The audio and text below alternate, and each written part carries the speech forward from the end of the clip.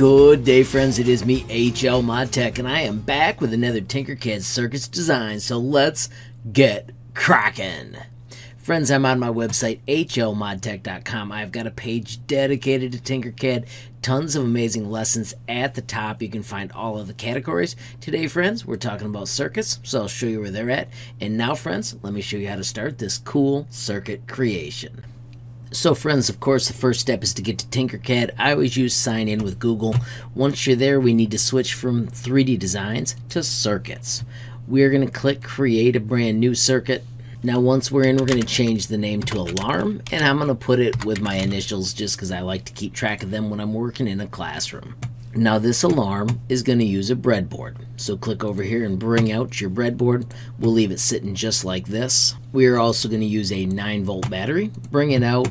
Right here is the rotate. We want to spin that around. We also need a resistor. When you bring it out, let's rotate it as well, 90 degrees. You can just leave it there for now. We need to bring in a capacitor. I'm going to set it over here at 12 and 13. We also need to scroll down and find an NPN transistor. I'm going to put it at 21, 22, and 23, but then I need to rotate it so that we can see the C, B, and E in that order, where the collector is to the right. We need to find the noise maker, which is going to be our piezo. We need to rotate that, and we're going to connect it right here on the end using row 30 and row 30 on the other side. And then finally, we are going to adjust this using a photoresistor. The magical part of this, though, is going to be a 555 timer. You can type 55 up here in the search, bring it in, and then we want the first 2 pins, where this is pin 1, we want it lined up with the capacitor wherever you put it. Our 555 timer has a dot showing pin 1. It goes 1, 2, 3, 4, 5, 6, 7, 8. Right now we need to adjust our photoresistor so it is on pins 6 and 7, which would be threshold and discharge. We need to turn this one resistor, and I'm going to move its spot from the 30 row to somewhere else. We need to turn it into 3 resistors. So we're just going to do Control C and Control V. That gives us a copy. We will set them right beside each other for a minute. We'll move them later. We need to do Control V again, and we need a third one. I'm going to just set it down here as we set the exact values for each one. When we click on this one, we want to switch to ohms, and we want to make it 100 ohms. Let's click on the second one, and we want to make it 2.2K. So it was already set to K. And then we want to make the last one 220 ohms. So once again, switch to ohms, then type your 220. You'll notice the bands change, and that's how you read a resistor. Friends, let's move these into place. This one connects on pin 3. So you can see there I've put it on pin 3. The 2.2K, we are just going to move out in front so it is not touching anything, and then we can use it throughout the circuit. We will leave the 100 ohm one right where it is. So let's connect some wires. First, we're going to do the positive wire.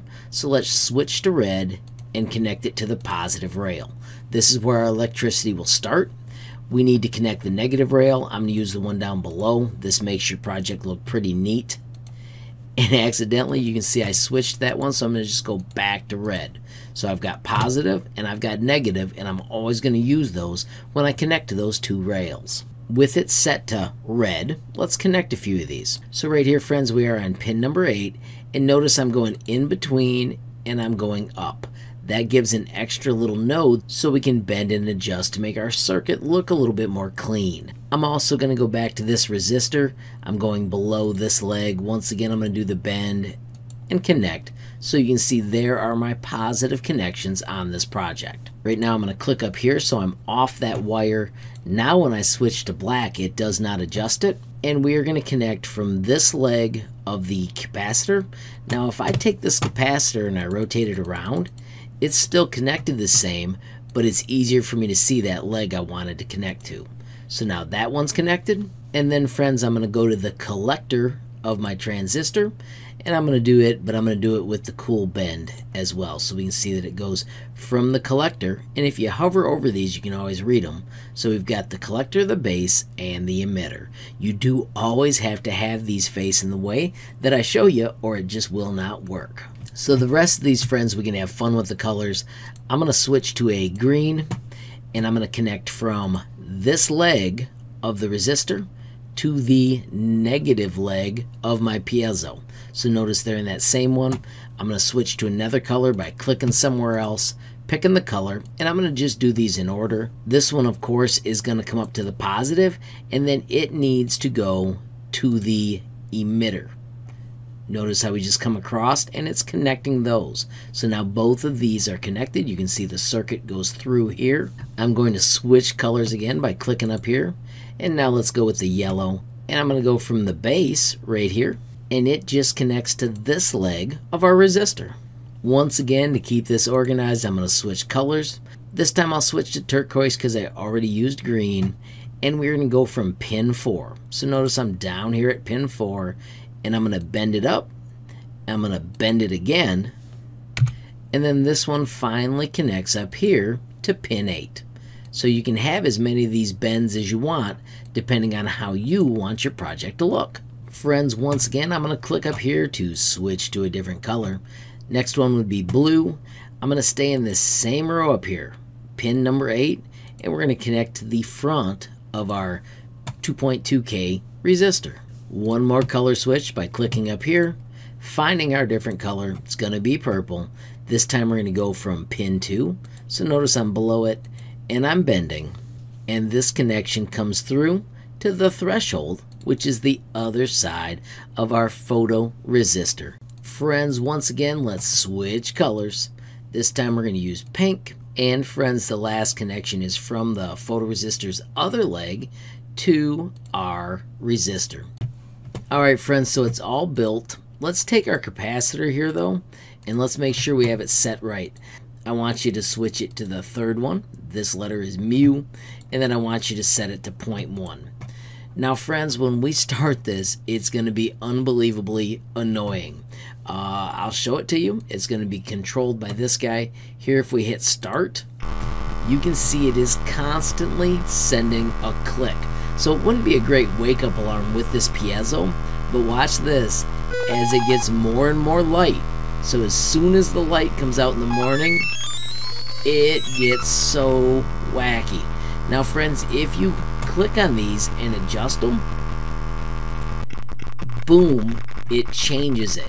Now you do totally lose this, but what we did was we increased the resistance. So you can play with these numbers and try and find a better one.